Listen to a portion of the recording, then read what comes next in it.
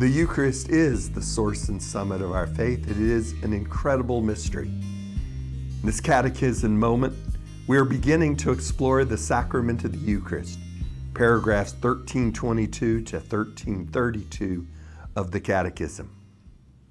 We've been talking about the sacraments of initiation.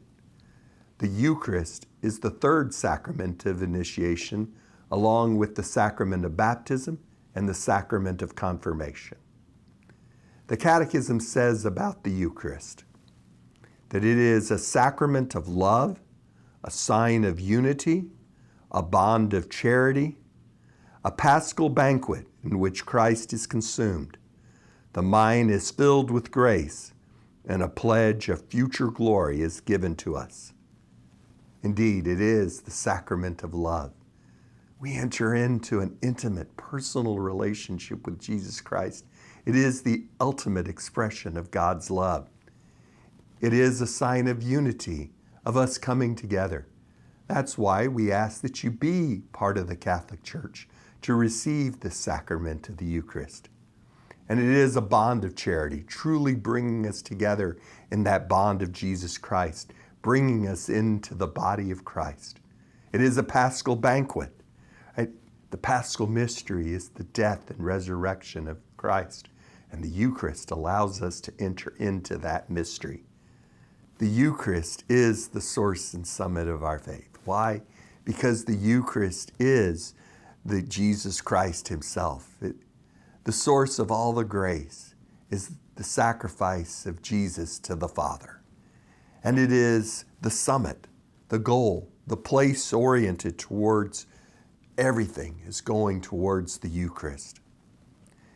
The other sacraments, indeed, all ministries and all work are bound up in the Eucharist and are oriented towards it because the Eucharist is Jesus himself.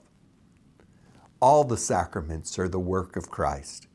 In baptism, the rebirth of Christ, the confirmation in Christ, the healing of Christ there in the sacraments of the anointing of the sick and sacrament of reconciliation, and the vocation of Christ in the sacraments of matrimony and holy orders.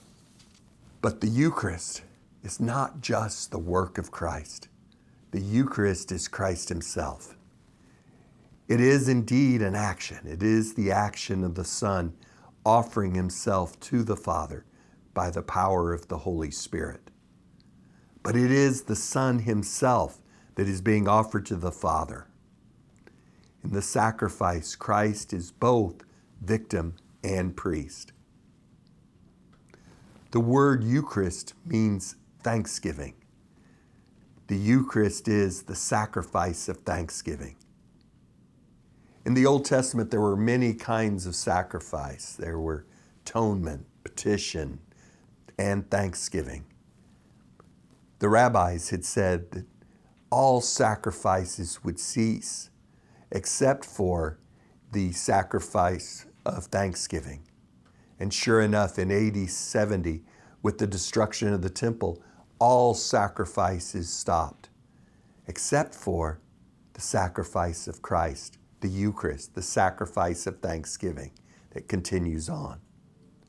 When we go to Mass, we are not just watching what happens. We are actually a participant in the sacrifice. We are united with Christ as part of the body of Christ. We are making our offering with Christ to the Father by the power of the Holy Spirit. We are offering ourselves to the Father. Yes, as part of the body of Christ, we are participating in that sacrifice.